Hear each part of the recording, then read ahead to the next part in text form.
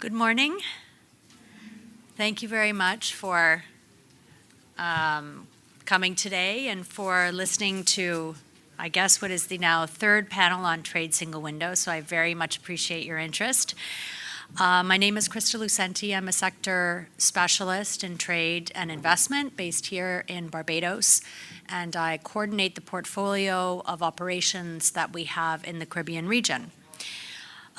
So this panel, we're going to slightly deviate a little bit from the previous panels, which were more focused on the Asikuda solution.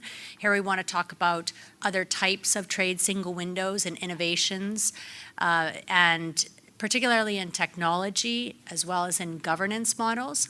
Because in the Latin America and the Caribbean region, there's a long history of implementation of trade single windows. You have now, we're in sort of second and third generation trade single windows, which have modernized from simply automating the regulatory or administrative processes related to international trade to those that are fully supporting a whole range of business services, right? Whether those be construction permits, like in Trinidad and Tobago, or solutions for SMEs, like in Peru, and they'll talk a little bit about some of those innovations.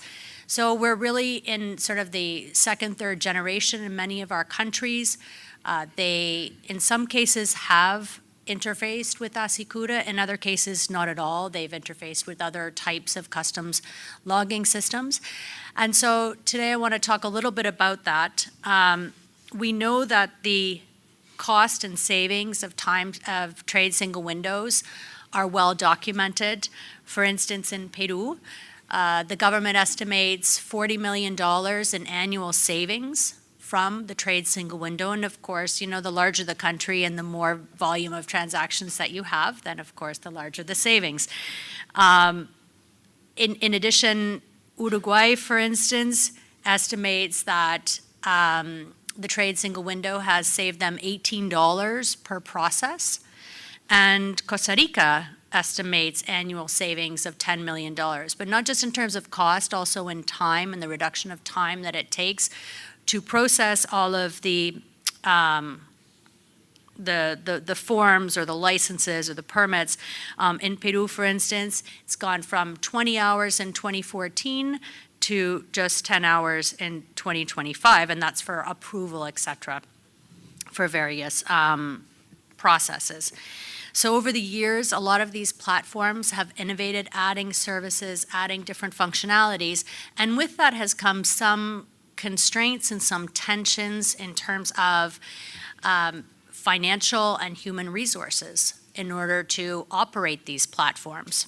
Right? And so one of the things that we want to talk about today are what are some innovations as related to technology that are the most effective in terms of trade single windows, because we hear a lot of talk about blockchain and everything, but let's really think about what might be some of the more appropriate solutions for trade single windows, and as well some of the challenges and some of the possible recommendations for governance models for trade single windows.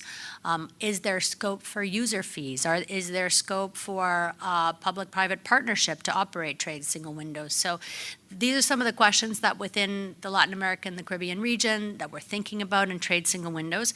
And to that end, I would like to pass the floor first to my good friend, Joseph Neme. Joseph is an international consultant on trade, modernization, and corporate matters. He has served as an advisor to the minister at the Ministry of Finance in Chile. In his capacity as the executive secretary, he led the development of the Chilean foreign trade single window and later the head of the trade facilitation and trade policy directorates. Joseph has previously held executive positions in the private sector and advises NGOs in Europe and the Middle East. A few months ago, we asked Joseph to write a paper specifically on this topic, on innovations, on next steps, where's the future in terms of trade single windows. And so I'll pass the floor over to you, Joseph, to provide our audience with a bit of information on that. Thank you. Thank you, Krista. I'm glad to be here. It's great to be in Barbados. Thank you for all the all the arrangement, and I'm surprised, positively surprised about the massive assistance and the amount of countries and the amount of expertise that's available in this center. So talking about supply chain, talking about single windows, right? It's a matter that definitely, as we heard yesterday, we continue to hear today, is absolutely key for all of us. And the context of it, we have already talked about it as well, right? But just to frame it, we have increased complexity in the trade growth. There are higher costs to operate for the countries. The risk have been multiplied. They have more diverse and higher risk. There is a defying environment coming. There are new technologies, but at the same time, that put challenges on the governances. That's something that's really important in the matter of single windows. SMEs represent the most part of the companies, depend how we measure SMEs, right, by which criteria, but by far the big majority of companies in Latin America and the Caribbean are SMEs. They represent a big part of the employment as well, but unfortunately, they're very little represented in terms of foreign trade, in terms of export. So there is a big opportunity there. And SMEs, since they are less structured, since they are smaller, they have less resources, so they have relatively higher costs to be able to export as well or to operate. So how technologies can enable single windows, right? And we could be talking the whole day about it, but I try to blend a bit of some investigation and some experience, having gone not just through the strategic thinking and design of a single window, but through the execution and implementation of it, and going through the pains and the successes of it as well. And technology can help in many aspects. Some aspects, we know them already, and it's very clear, like automating or collecting data, but other aspects maybe are not that clear, or maybe we don't put them enough in relevance, like fighting corruption, right? By the time that we are avoiding a contact between two persons, already there is more traceability, and already there is better controls, and already we can understand better what's going on, and we provide more transparency. Artificial intelligence can provide, can help model forecasting demand, for example. We are talking, and we have been pretty much focused, and I have learned a lot from all of you, on small island issues and challenges that you're facing. And something that you lack are very often resources to implement the plans that you'll have, or sometimes you don't have the critical mass, right? And there is not much you can do about this time except for cooperating or find a way around it. So with the increased importance that resources will have to you, human resources or infrastructure, et cetera, to be able to forecast, to be able to better understand what the next period is going to look like, can allow us to much better allocate resources. Is it in customs, is it at the ports, or any other resources that are needed in the supply chain, and technology can help that. We talked a lot here about sustainability, right? We're talking about gender equality as well. And I'm sure you have seen that happening in the everyday life in our different countries. We have a lot of diversity, but at the same time, we have a lot of challenges with gender equality. There is a lot of work that needs to be done. And when there is a lady that comes to a border agency, you know, by night or before the closings, by herself, sometimes she might feel not at ease at all. So, or she might feel that she's putting herself at risk. So to be able to use the technology to avoid that happen, or to create an environment that's safer for everybody, well, technology is there to help that as well. See, those are aspects that usually we don't talk that much about them. And last but not least here, the risk management. That's absolutely key. The more we have operations, the more we have trade growth, the more complexity we get in trying to understand and to control what's coming to our countries. And we will never going to have enough resources to be able to deal with all of it and to control everything we want to control. So data and risk management is key here to try to identify in advance where I see a risk and try to focus on that risk, on that container, on that shipment. So in that sense, technology can be of a lot of help. It can be a big ally. Some key success factors, again, out of what we have seen happening, out of a lot of projects, a lot of focus on single windows, we believe that it's important to foster public-private partnership. It's a virtuous cycle. Private sector and public sector can very well complement each other and bring the best out of a project, especially when we are talking supply chain, we're talking logistics, or if we are talking talent development, infrastructure project, etc. It's all long-term. So we need to cooperate, and we need to cooperate, public sector and private sector, to be able to get to see the results of the effort. Something that's very frustrating is to start an effort and have to start it again and again and again.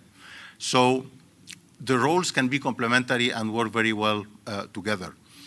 And start thinking of designing for the future. What I have seen very often, unfortunately, is that when a project of a single window starts or going to a next phase, there is a lot of work that could have been done before, and that wasn't done before. And it's not the technology, the main challenge. The main challenge is to know what we want. Are we public sector? Are we private sector? Is the process the right one that we want? Is it the more efficient one? Could we do it differently? And very often what happens is that we digitalize bureaucracy, and that's very unfortunate. Or we say we went paperless, but now what we did is that we scanned the document, but that doesn't help to scan the document. What we need to extract is the data. So what's the data that we need? Can we harmonize with the neighboring country to try to come up with the same set of data that we want? So all those are questions and aspects that are very important. So already I'm coming to some recommendations at the end, but something that I would like to highlight so far is it's very important to be ready for a project like that, and it's never late to start really thinking how we would like to do things. There is usually a big temptation, because we're always in a hurry, right? There's a big temptation on trying to take what we have and try to move forward. But is it the right thing to do? So that's a question mark. And technology definitely can help to provide compliance, to provide accuracy, to provide veracity, right? We're talking about documents. Is it a phytosanitary document or a health document? Sometimes there is this risk of counterfeit. Well, that wasn't the right document. It's a photocopy. So having that through the single window can help us have more accuracy on this aspect as well, and more safety. It's very important to ensure a representative governance body. Again, when we talk about single windows, very often we go into the technological project, which is absolutely key. But we need to run the project, and we not only need to run it, to design it and to implement it, but then it needs to add value to our countries. And in that sense, the more representative the bodies are, can be in different manners, right? It could be more executive, could be a body of a council, but it's very important to consider the different users of a single window. And in that sense, the private sector role is very important. We're not asking here to have a private company in the body firstly, but you can have a chamber of commerce, for example. We can have an association of SMEs there. They might have a lot to say. And the more we listen and the more we design based on the final user, the more successful it's going to be, because we're going to really provide real benefits. And in that aspect, it's very important that internally, in our countries, when we are leading a project of that sort, that the benefits are really understood as well. Very often what happens is that somehow there is a trade facilitation agreement, or we have, the checklist we need to do this project, we need to go into this, into that. But sometimes we face internal resistance, but mainly it's because lack of understanding. And unfortunately, if we don't spend the right time to understand or to explain what is it all about, what we need to be all together, sometimes we don't get the project we want. So we don't have the output, we don't have the benefits, and it get into something where we don't want to go, right? So we don't feel that we made the best use out of the resource, and we didn't help our country to be more competitive. And at the same time with this, it's very important. I know there have been a lot of talk about who should lead this, where in a public sector a single window should be. And I don't think there is one recipe for it. I think what's important should be a strong ministry that has leverage. That's very important. We need to mobilize resources, but we need to, at the same time, align agencies, and that's very important. What happens very often, and it's natural, right? As human beings, we want to protect what we do. We're used to do it, and we think that's the best way to do it, right? But guess what? You know, sometimes agency one do things in a one way, agency two do it in another way. So the user has to go and bring the same data again and again and again to repeat steps, to get inefficiencies. So it's difficult. It's a very hard work, as with defining what we want or the processes we want. It's a very hard part of the work to align the agencies, to make sure that we want one single flow, that there is a common set of data that we want. So some key success factors for it are resilience, right? We can see it in these times and this area of the world, right, with the hurricanes, plus the pandemias, plus the wars, plus you name it, right? We need to have something that works, but that works always. And in that sense, we have seen some good models in the world and some that haven't worked very well. But the single window needs to be able to support stress tests. There need to be business continuity. We need to be able to work and to have flows to allow unexpected things that happen, but still to move forward. So you need to be flexible and adaptable. Go for long-hanging fruits when implementing it. There are aspects that make it easier to use. Those are like, you can consider this like very basic things or common sense, but we forget about them very often. Mobile application, training channel, I can go online, I can get training, I can understand. Online chats, multiple payment methods. Can I pay with a credit card? Can I pay online? All those things can help. Some aspect to consider, user-centric design, right? Again, think of your final user. IoT can help a lot to support infrastructure. The RFID, centralized scanner operation, I use less resources, I can see many screens, I don't need to have one operator under each one. Artificial intelligence, again, to analyze data, risk management, prediction models. Data privacy, let's not forget that, we're getting tougher and tougher rules on this. And need to be scalable. Those are long-term projects, and we need to think about them as an onion, right? So we keep building on it. The legal framework, it's very important, but that can help us make the use, if it's mandatory, with a decree or with a law, we can make it mandatory. Important first to have the agencies willing to use it, okay? But then the users. Now, I see pros and cons there, because I can make it mandatory, but if the flow is not right, maybe I'm not seeing what's going on. If we do it, optional, it's more difficult to have people on board, but they will be convinced. If they see a benefit, it's going to be a natural flow. So it's a case-by-case analysis there. And think of it, as I said, as an ecosystem, and that start going into the maritime single windows, the ports, interoperability with other countries, financial sectors. Some recommendations: be a good neighbor. The exchange boosts dialogue and prosperity. And that's a bit of something that we're trying to, right, to trigger, to generate in all this forum, right? So connectivity opportunities are given to hinterland. Here we're talking about island, but island sometimes are kind of landlocked, right? We have water around, but still it's difficult to connect. So single windows can help there. And we should try to bolster always like regional cooperation. Create impact. Think of the design for the main goods that you import, the main goods that you export. That will help a lot. Sometimes the same size of the effort, the design, for goods that are representative of the sector of the economy or when they are not. And control barrier should be invisible. We need to facilitate, and control should be invisible. Shouldn't be a showstopper to be able to move fast.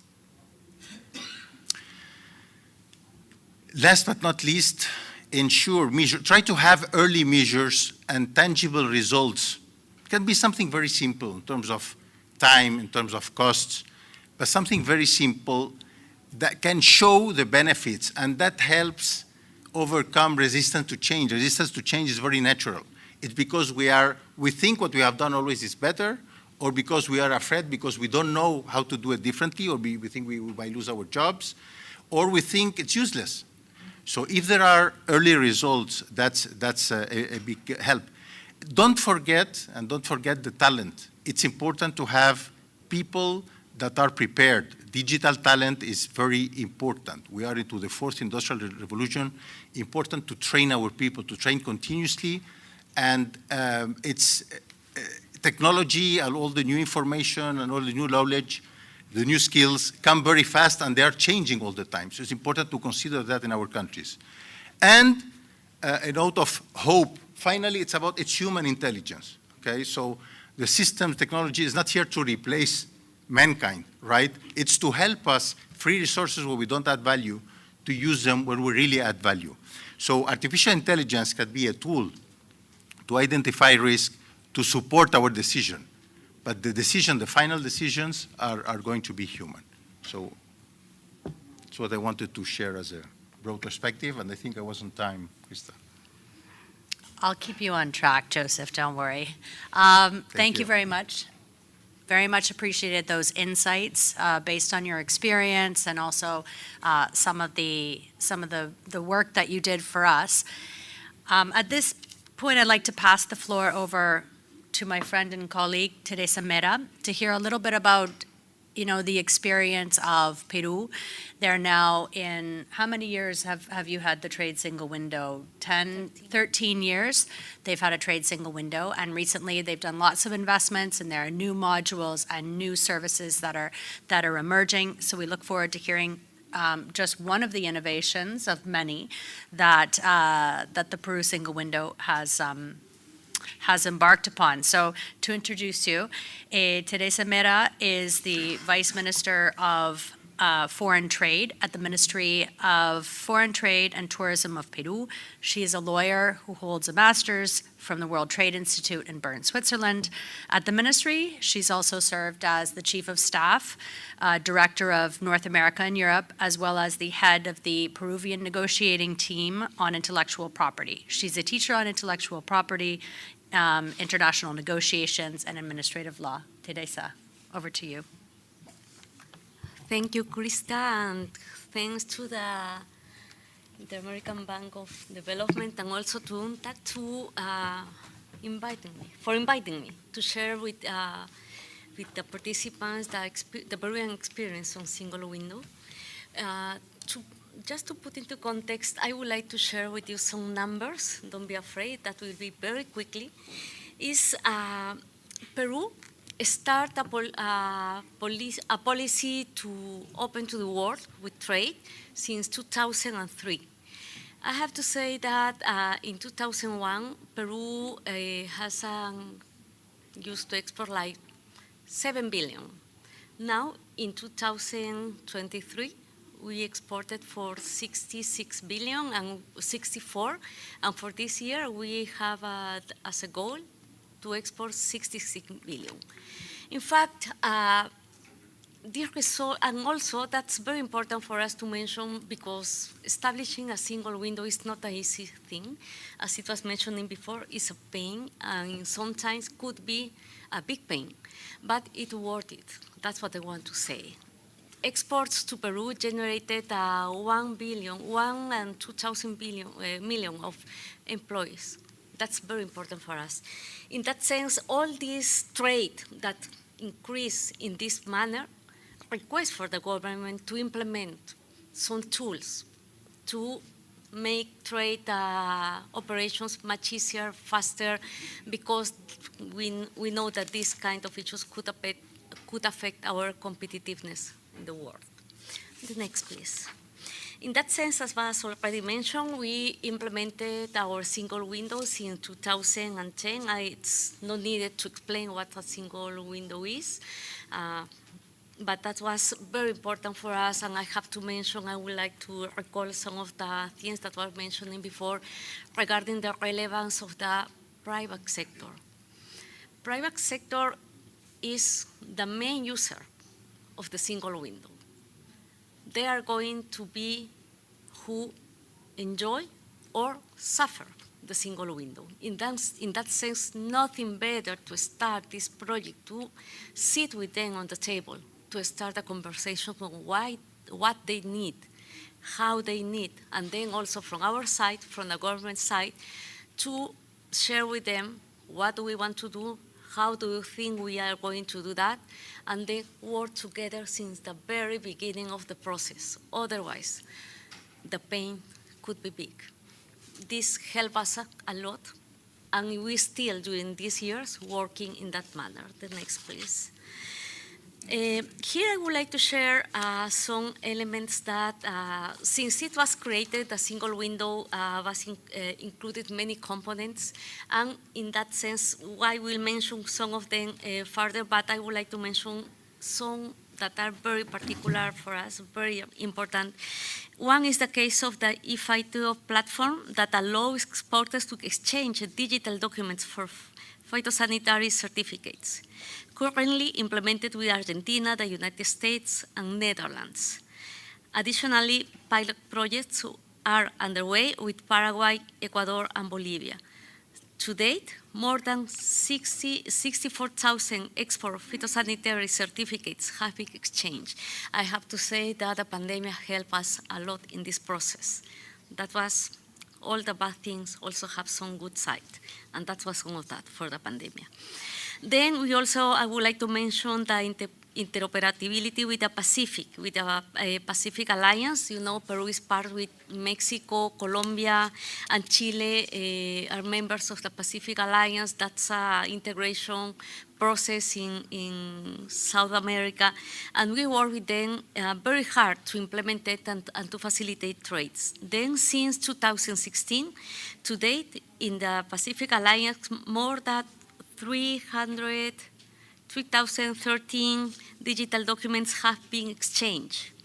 And that was not a scanning issue. That was a really paperless system. And also, the single window includes the Peru Marketplace. This platform allows MES to showcase their products, make contact directly with foreign buyers, and make transactions between buyers and sellers. That's a point of for sale. To date, more than 1,000 companies have been approved, and more than 6,000 products, of which 43 belong to the agro-export sector, were traded using this marketplace.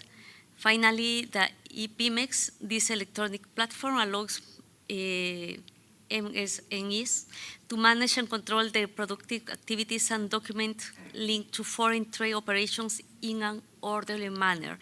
This, the implementation of these tools, of these components, of course, are accompanied by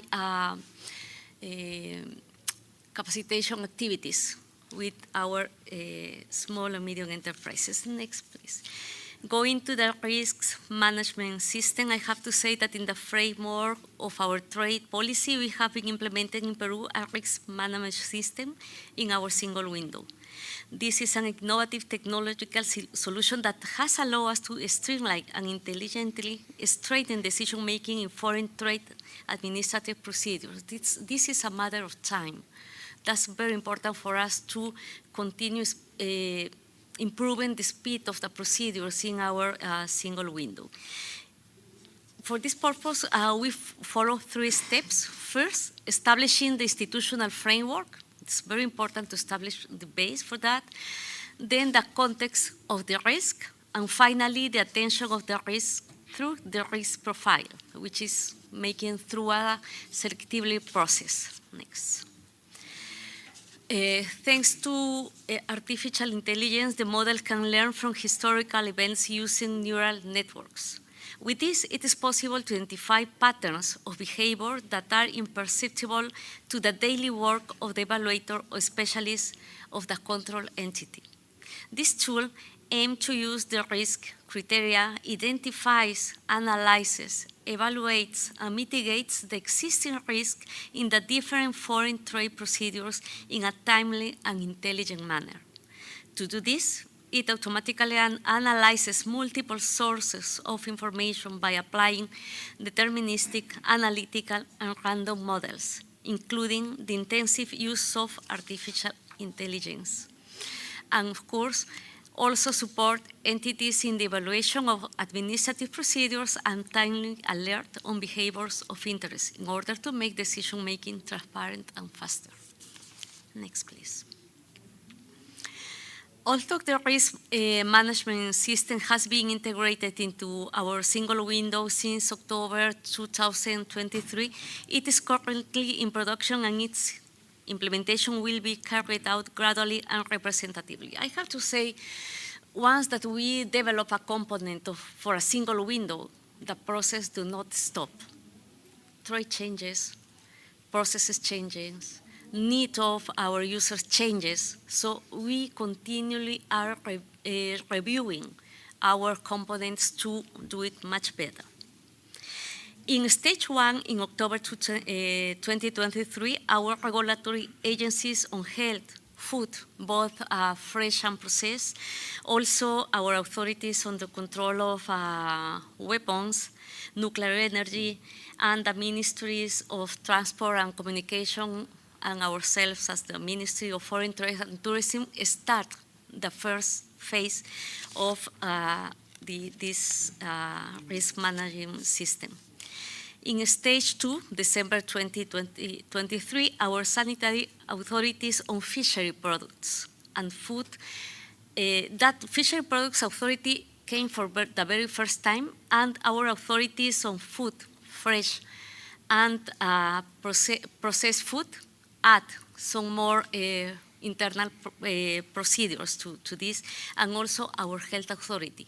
I think that these 3 regulatory agencies are quite relevant in the process because they have on their hands the key for fluid export regarding in the case of Peru, the exports of products that are very important for us.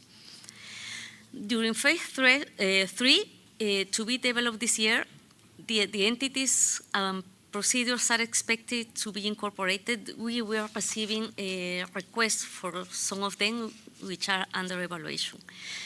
Next, that's okay. Well, in this chart, we are showing the functionality of the risk management system. Regarding export procedures, the affidavit of origin has been incorporated. In the case of import procedures, because we are working with both of them, import and export, the integration encompasses import procedures for explosives, telecommunication equipment, radiation sources, toys, tires, batteries, food and beverage, fishery products, as I already mentioned.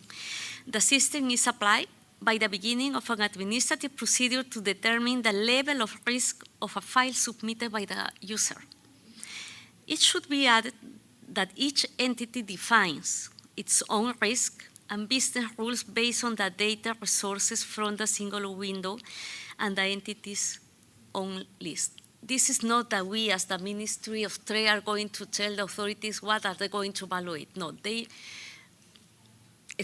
give us all that information that is processed and finally incorporated to the system. The next, okay.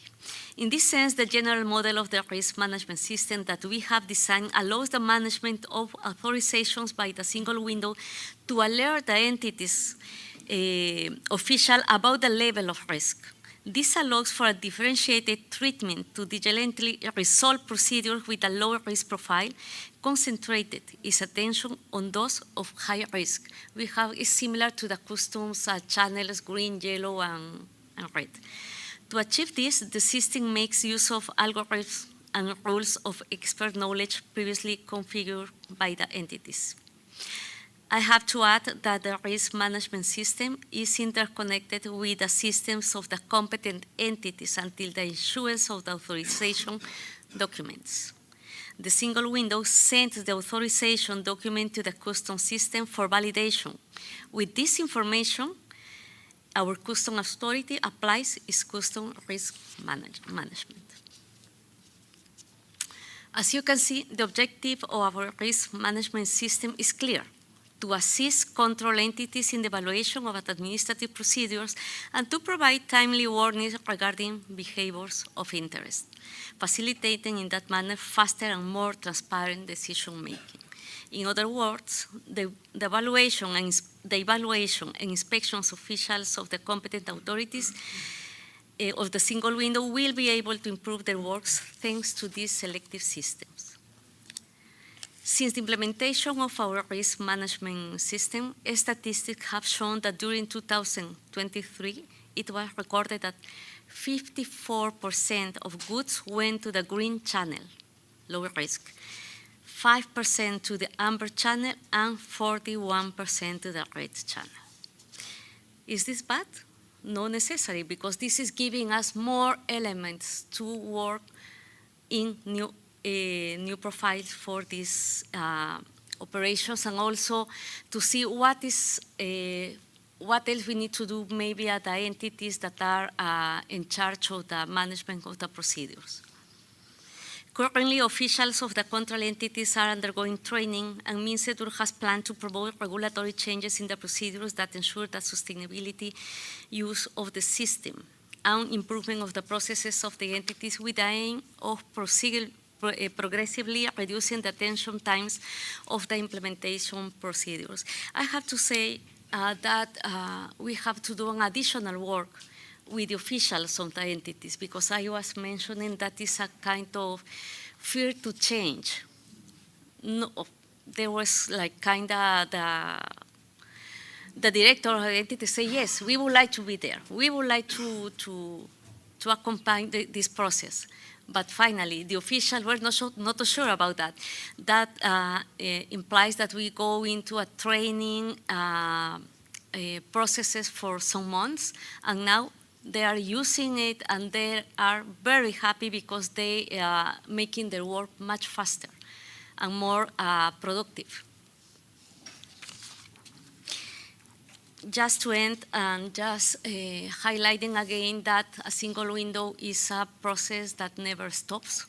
We have the BUSE 2.0 project, which is also known as Improvement of the Trade Facilitation Services through the Single Window for Foreign Trade, such a long name that we reduce as BUSE.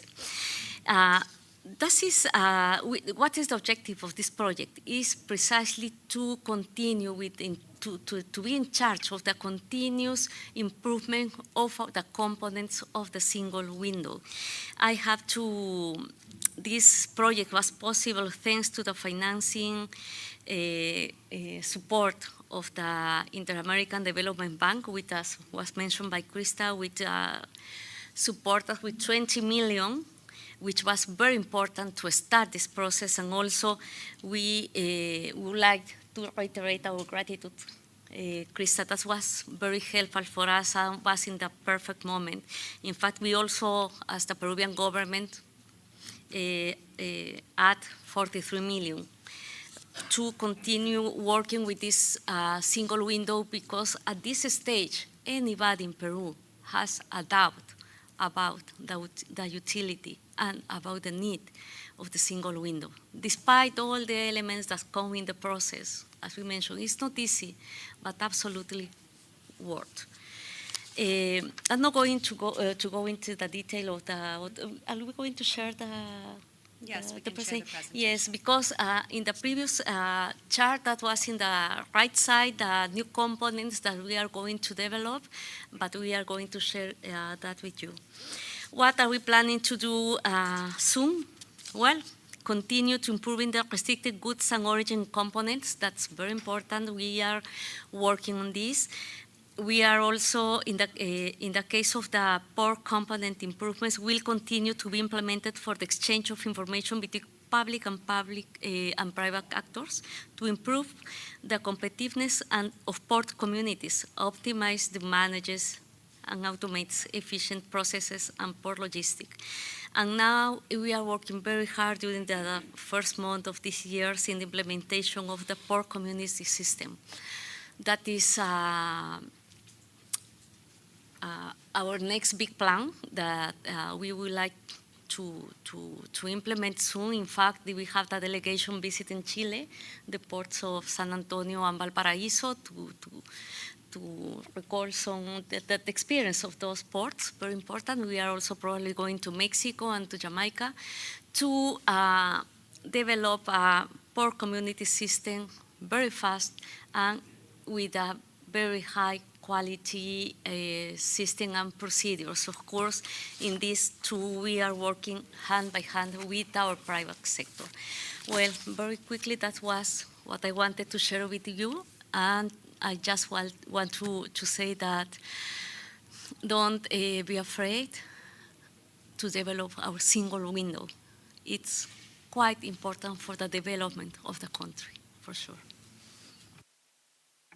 Thank you very much, Teresa, for sharing the experience of Peru, which I always find so exciting because there are lots of new modules, new services, technology applications, and you're really always sort of thinking ahead. So, we thank you for the collaboration. I'd like to pass the floor over to Stephen Rodriguez. Stephen, I think you have about 10 minutes. We started this panel late, so if everyone is okay with that, we'll give Stephen some time to talk about TT BizLink, which is Trinidad and Tobago's trade and business a platform. Stephen. Okay, thank you, Krista. Thank you to the government of Barbados for setting up this session. I think it's very important for us to, continue to dialogue between countries and actors, whether you're private or public, in how we can collectively push, trade facilitation and development at the end of the day for our respective countries. So, as Krista mentioned, I will give a brief presentation on the Trinidad and Tobago single window. Now, we've said the word single window a lot of times throughout today, including in the first sessions and second sessions. And so we know that we have different flavors. So we have trade windows, we have maritime single windows, we have, as Krista alluded to, business single windows. So Trinidad has a bit of a unique situation where we currently have a trade single window that is operated and controlled by the Ministry of Trade and Industry. However, what's important, and I think it was mentioned earlier today, what's most important is that regardless of who owns the system or where the system starts and ends off, once you have an ecosystem you can have multiple single windows. Once you have an ecosystem of the systems in place that ultimately allows the end user to experience the most simplest, predictable process, I think that's most important. So Trinidad and Tobago has a very unique model, which in some countries may not follow the same model, but so today I'll be speaking about specifically the trade single window in Trinidad and Tobago. So we have it called TT BizLink, so it's all about linking business and enabling business. We first launched in 2009. We started off with certificates of origin, and we then expanded to the other OGA services and processes. And as Krista mentioned, we didn't just stick with trade, we actually expanded to companies' registry, processes, and also work permits, for instance. So to date, we have over 40 trade and business services launched, over 8 ministries, and underneath the 8 ministries is 23 or so agencies that administer these services, and over 2 million transactions to date. So when we were looking to do next slide, sorry. So we first launched in 2009, but just last year, we would have done our revamping or enhancement. So over the last however many years since we first launched the first certificate of origin, we would have kept a log of learning issues, right? And we said, okay, technology changes so rapidly. We need to refresh the system. We have to make sure it's mobile friendly because everybody nowadays, people are becoming more, everything's mobile first, right? You look to pull out your phone at the moment's notice to get something done. So we wanted to make sure that we modernize the system. And so we found there was like four main objectives. One of them was agility. So we wanted to be able to deliver quick improvements to the processes and deliver and reduce the cost of making changes. Now that's an internal objective to the Ministry of Trade. So many times we found that, to make simple changes to forms, to copy on the screen, it took more than just a couple of minutes. It took sometimes days, right? Because you would have a backlog of other issues that you're trying to deal with. What we did is we tried to decentralize some of those easier, low-hanging fruit items internally so that we can get that done so that our customers could always be shown the most up-to-date information. And so the bigger issues that needed to be worked on could have been dealt with the appropriate developers, freeing up resources to make changes more quickly. We also looked at harmonization, so we wanted to make sure that we could improve the exchange of data between various systems. So while we would have began exchanging information with Asakuda through an integration in 2014, where we say every single customs declaration is shared from Asakuda to TT BizLink for the OGAs to make their respective decisions. That's instantly shared. We wanted to make sure that we have other systems that are along the chain, whether it's immigration for work permits also. We wanted to make sure that the system is future-proof and interoperable so that whoever comes on next can be easily exchangeable so that we can build this ecosystem of data and processes. We also wanted to make it a little bit more easy to use. And so we wanted to make sure as well that before you even come to the trade single window, TT BizLink, that you can know what was required of you before. So this sort of required a parallel project, which is our information portal, which is tightly integrated with the single window, which shows at any one point in time, if you're interested in importing plant products or exporting whatever it is, you can see the steps required, the requirements, who the agencies that you need to speak to. Hopefully you don't have to speak to anyone and you can just do it online strictly, but if you need to, the contact information is there at a moment's notice. And we built some of these requirements into the single window so that even if you transition from the information portal, once you're in the application, that information is not lost. You're always sort of guided throughout the process. And then ultimately, we want the documents fast. We want the approvals fast. So we wanted to make sure that we had certain things that could improve our processing efficiency, and also for us to be able to better internalize our metrics, where we could know where certain processes may be challenging, experiencing bottlenecks, etc., so we can address those. Next slide. So I would have touched on this just previously in terms of the information gap. So we wanted to make sure that you knew from an end customer point of view. Nobody starts off saying like, okay, well, I want to know how to get a phytosanitary certificate. Everybody starts off saying, I want to export plant product material from my country to another country. What is required? So we started off with that to try and reduce the information gaps and just start from even before you enter into the single window, you knew what was expected of you beforehand. Because many times you would find out that you need to register for the system, and you register and you start to fill out the process, only to realize halfway through the process, you have five supporting documents you need to go and get, which requires you to sometimes, unfortunately, to go and physically get it, whether it's documents from your bank or whoever, suppliers, etc. So that was the information gap that I mentioned earlier that we addressed. So as I mentioned, next slide, sorry. So you can just see here that we have sort of this guiding information built into the system, right? So we have it, before you apply, you have it arranged by agency and service, and then we have like a brief summary of what is expected of you before you even enter into the form, right? So it's all about giving predictable, advanced notice of what is required of you as a customer to get what you ultimately want to do is get your approvals or get your business transaction facilitated. Next slide. And we also made it, we did small, these are small, but they are powerful refinements too, where we adopted like an I would say, an overall dashboard view where you can see at any one point in time where your transactions are stuck, which ones require your specific intervention, and so you can follow up on your transactions appropriately. Next slide. One of the challenges we had is that despite having an electronic system working well, we still had a paper registration process. So we had paper-based forms, and it also involved a two-step process. We would have leveraged in the early days our TT Connect ID, which is a single identifier to help persons enroll and get verified and authenticated. And what we did is we wanted to simplify that. And we also found that there was some bottlenecks assumed with making changes to your account.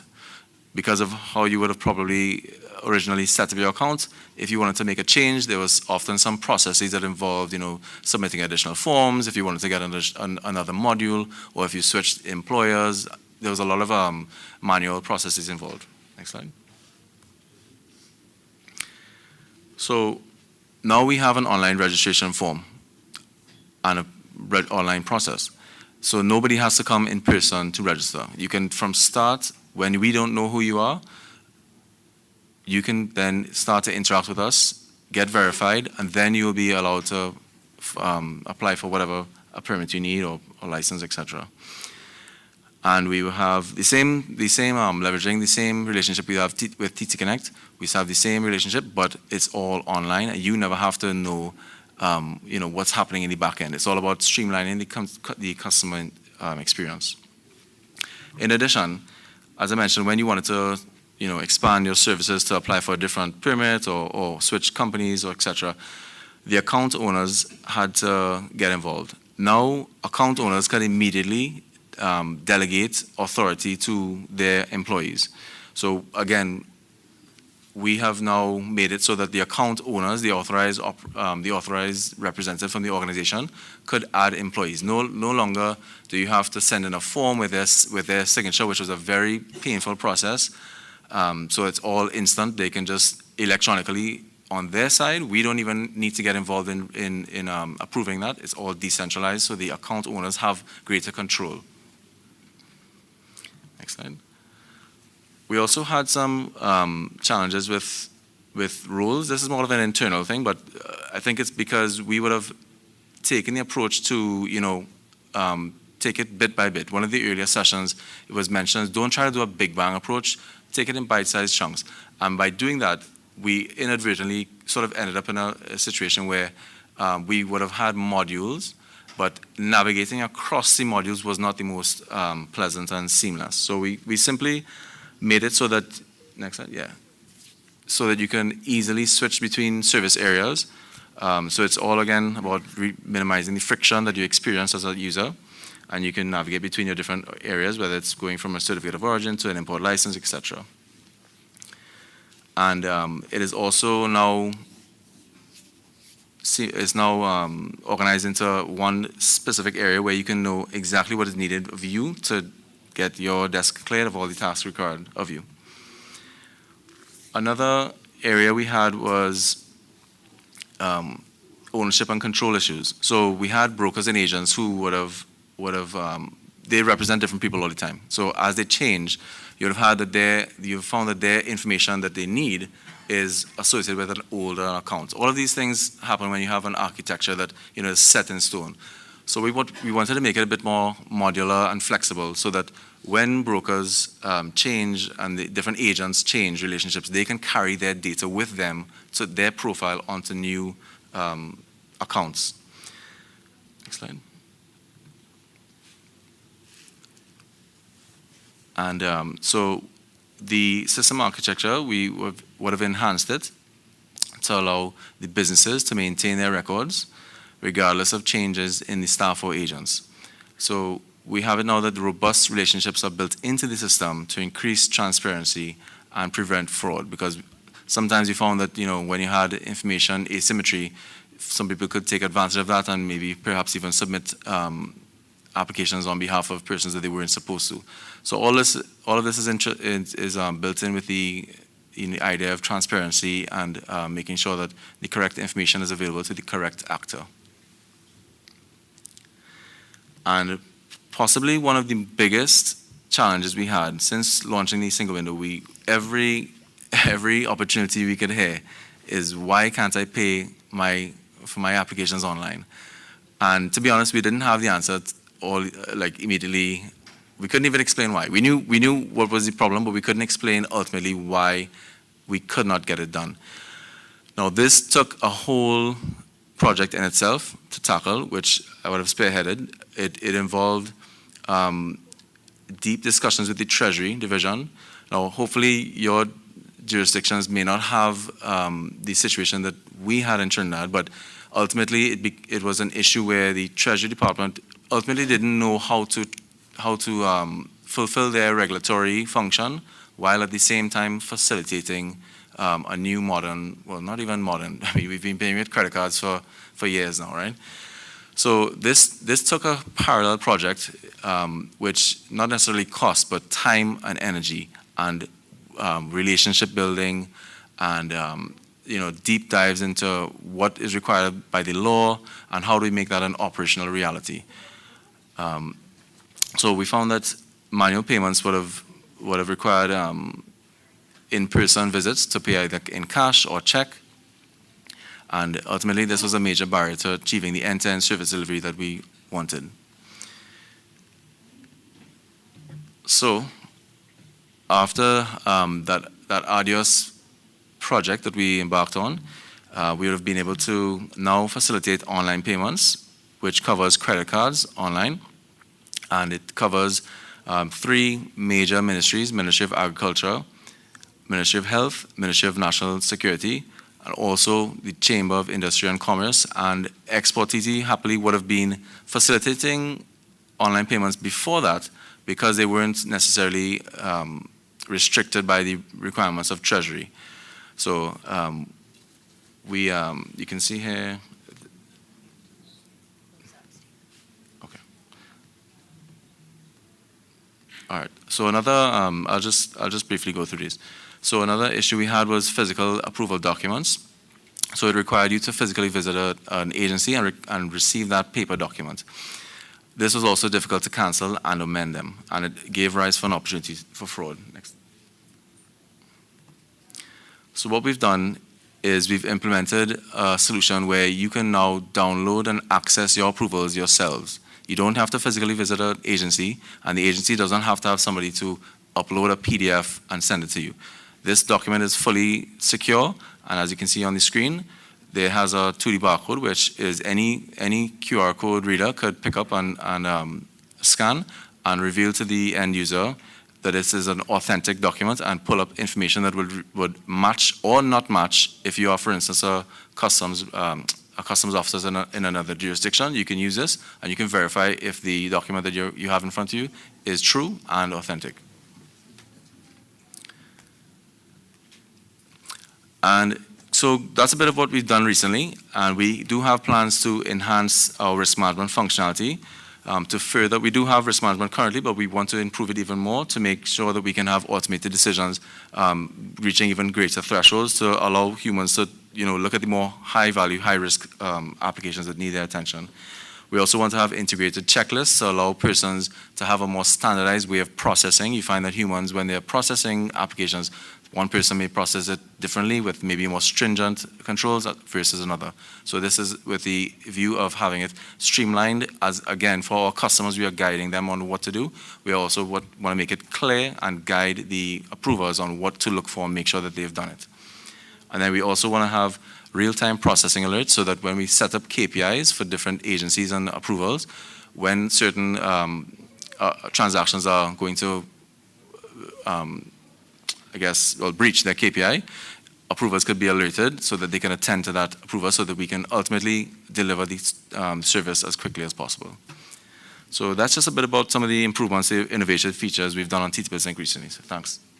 Thank you very much, Stephen. I know I gave everyone an impossible task of keeping their presentations to 10 minutes, so I appreciate also your patience.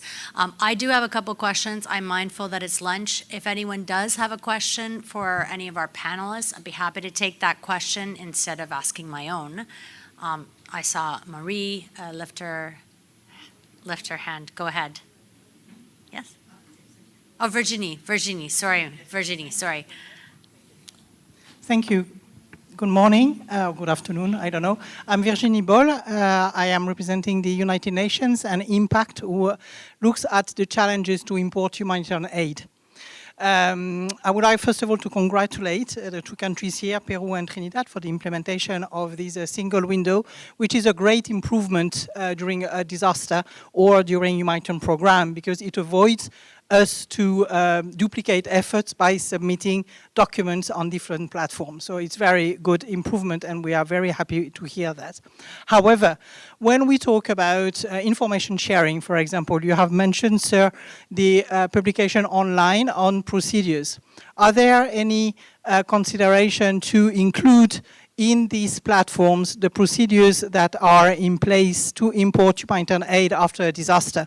You are both disaster-prone countries, and your country do have disaster response law, and some goods such as tents, for example, or mosquito nets should not have the same treatment as commercial trade. So I'm wondering how in these platforms, this information on the procedures that will be implemented in case of emergency can be considered. The second point, for example, is about the 3 hours to get the approval, you said.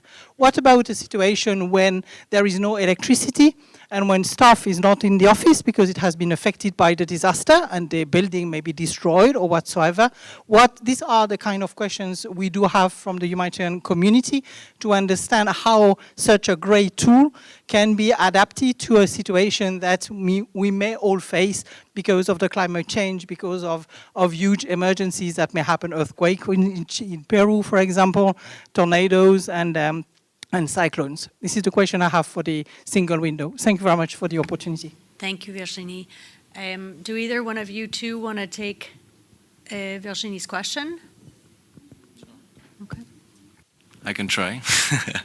Those are good questions because I don't immediately have the best answer off the top of my head. But with respect to the first question, the information portal, it's not limited in scope. So I will personally double check when I get back that, you know, we have this particular focus on emergency, right? To make sure that, no, the current setup I know we have is basically business as usual, but I don't know if there's some particular area we can, you know, develop and just make it so that it's aware if there's some emergency situation, we can have, you know, the procedures outlined. Now, it will take collaboration with my friends at Customs sitting near to you to ensure that we have those procedures correctly outlined, because that was one of the major, you know, not challenge, but it takes effort and time to really get those documented and agreed to. So that's something we definitely could look into. The second question is even more difficult, and I don't know. I don't know if. Yeah, no, it's a good question.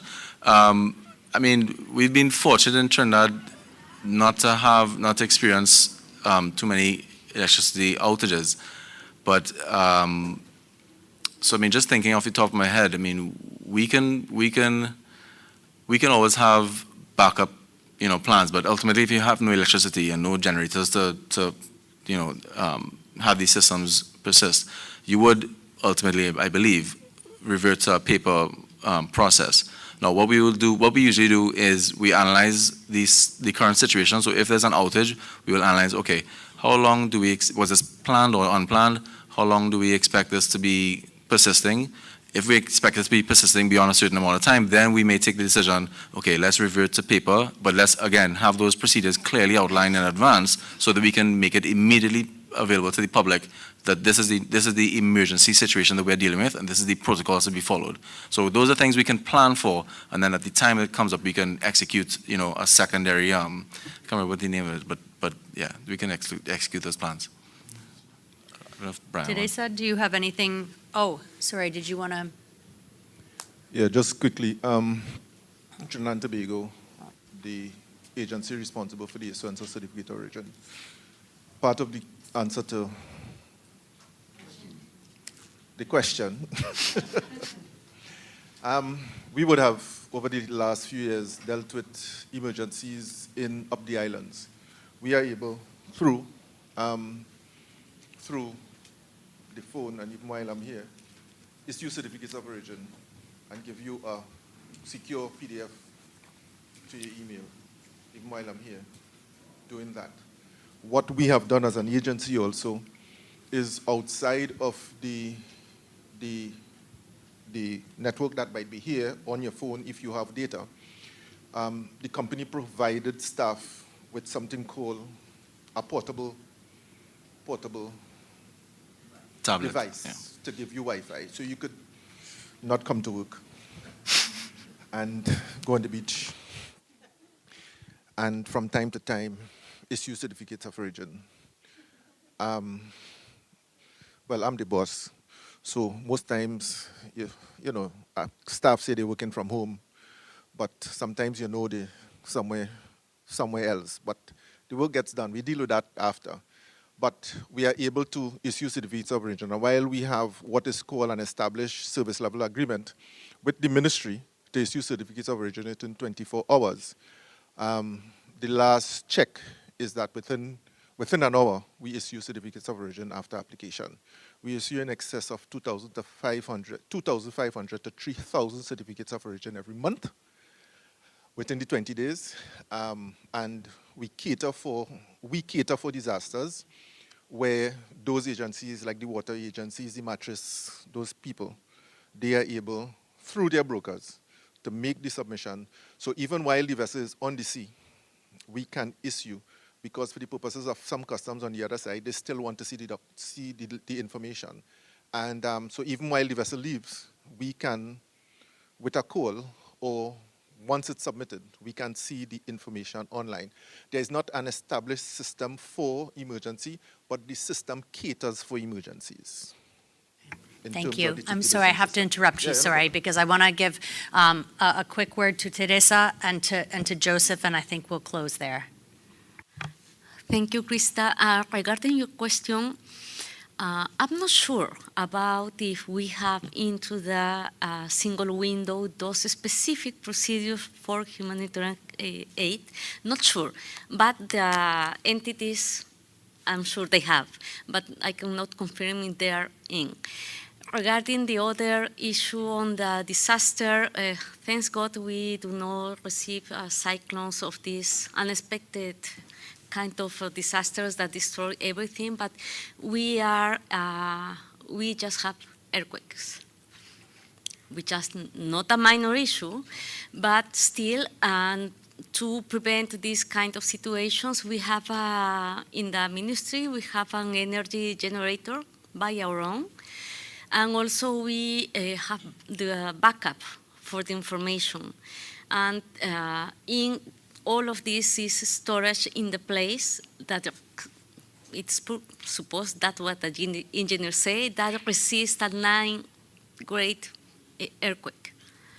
So we cover that situation, yes.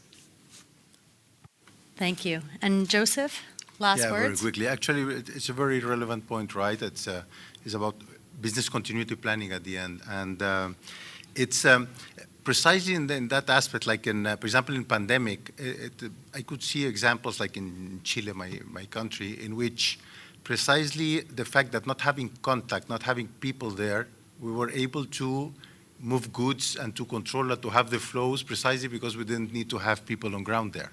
It was forbidden to have people were working from home at the key part of it. Sometimes it happens, sometimes there is a strike, sometimes there is a natural disaster, as rightly said. One example that sometimes works is where you still keep something of the old system in parallel. So you switched off, but you didn't throw it away. And that's kind of a practical way of overcoming it, and I see it happening as well. It's a longer route, but important is, even if it has to go manually at some part, it's important to be able to keep the flow going.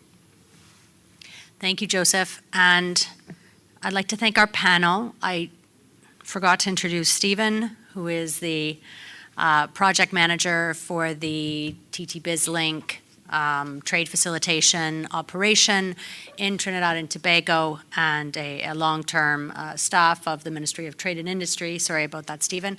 I'd like to thank our panel today. Thank you for staying, and thank you for your interest. And it looks like our panel has, I think there are some new ideas for new innovations on disaster risk management, et cetera, and its applications for trade single windows. So thank you very much, and I wish you a happy continued supply chain forum. Thank you.